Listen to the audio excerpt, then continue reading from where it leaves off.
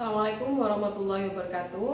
Saya Renis Ika Pratiwi, mahasiswa alih jenjang Universitas Dr. Subandi.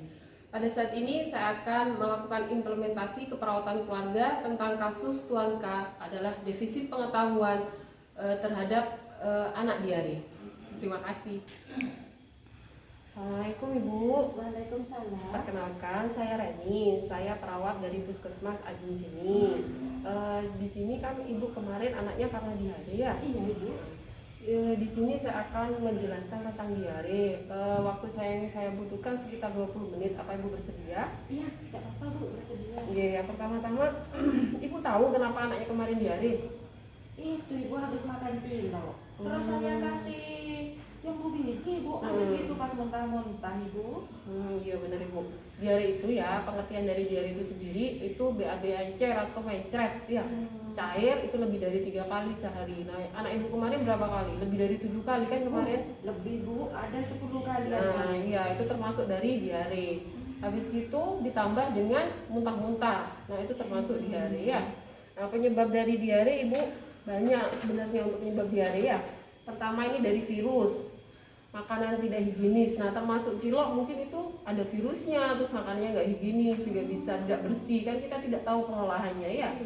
Nah, atau keracunan makanan atau alergi bisa kayak gitu. Yang kedua karena dari campak juga bisa kayak gitu. Yang ketiga dari faktor lingkungan. Kalau lingkungan seandainya anaknya tidak pernah cuci tangan atau sampai yang pas dulang anaknya pas nggak cuci tangan, itu juga bisa menyebabkan diare. Oh gitu. Tanda-tanda diare Ibu ya, itu selain berak cair, muntah, itu kadang kalau sudah lama akhirnya dia akan demam. Setelah demam, habis itu dia nggak mau makan pastinya anaknya.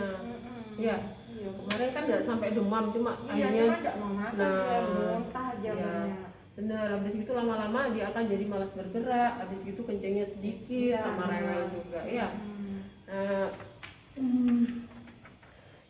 Diare itu banyak Ibu, macam-macam. Maksudnya itu dengan diare itu nanti dia komplikasinya kalau seandainya dibiarkan dia akan menjadi kekurangan cairan karena nggak makan, nggak minum, itu bisa mengakibatkan meninggal. Itu ya.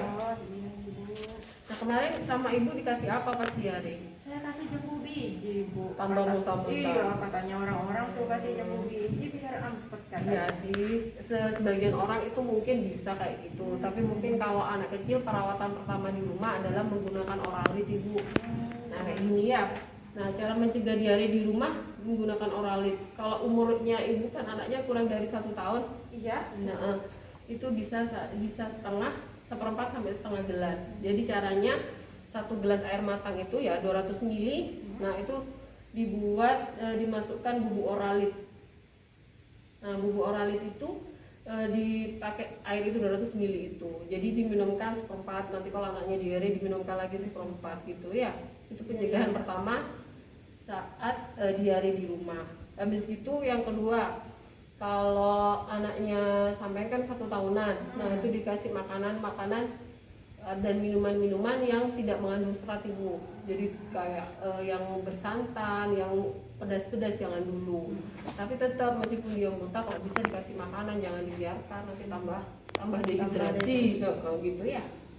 Habis gitu itu cara-cara merawatnya ya. Habis gitu nah di rumah juga Ibu harus kayak kebersihan tangan dijaga. Habis itu apalagi kalau dari buang air besar, buang air kecil harus cuci tangan. Jadinya biar nggak kena ke anaknya Ibu juga. Itu kan kalau seandainya kita BAB, berak maksudnya Ibu ya, atau buang air kecil dari kamar mandi, itu bikin virus, akhirnya kena ke tangannya sampai terus bilang anaknya, terus akhirnya diare. Gitu ya. Habis gitu, saya itu yang paling penting Ibu ya, apabila kalau seandainya pakai oralit tetap, terus pakai terus tambah muntah, pakai jambu biji tambah muntah-muntah, nah itu harus sampai langsung bawa ke puskesmas atau ke mantri-mantri yang dekat sini lah ya. Harus kayak gitu Ibu. Kalau seandainya kayak gitu nanti takutnya malah anaknya tambah menurun, takutnya meninggal ya. Ibu sudah tahu ya yang saya jelaskan. Alhamdulillah.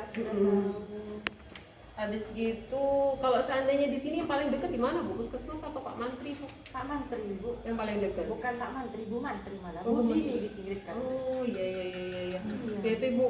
Jadi kalau seandainya anaknya nanti terus-terusan, jangan lupa nanti ke fasilitas kesehatan ya. Kalau memang Bu Mantrinya tidak ada, ke puskesmas juga bisa gitu ya. Iya Bu, iya. Ada yang ditanyakan Ibu dari penjelasan saya?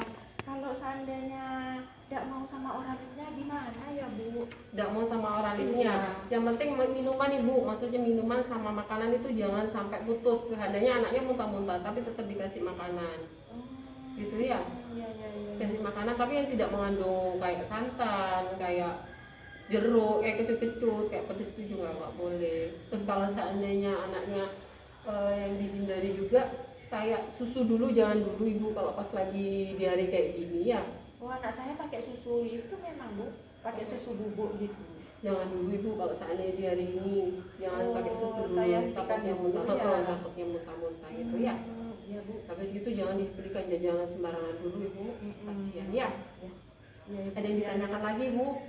Tidak ada sih, tidak ada yang ditanyakan lagi. Cuman itu anaknya waktu mencret itu jarang. Kalau nangis dia cuman gini aja, tidak keluar air mata. Nah itu Bu, kalau sudah ada tanda-tanda kayak gitu harus cepat ke fasilitas kesehatan terdekat. Kalau memang Bu Mantri di sini ya tidak ada ya, langsung ke puskesmas ya.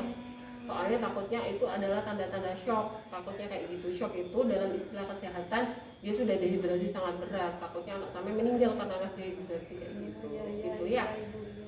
Sudah Ibu? Ya sudah Ibu. Ya. Terima kasih ya Ibu sudah dengerin penjelasan saya. Ya, sama-sama, Ibu. Semoga ilmunya bermanfaat dan bisa dilaksanakan di rumah ya. Amin. Terima kasih ya Bu. Sama-sama. Assalamualaikum. Waalaikumsalam.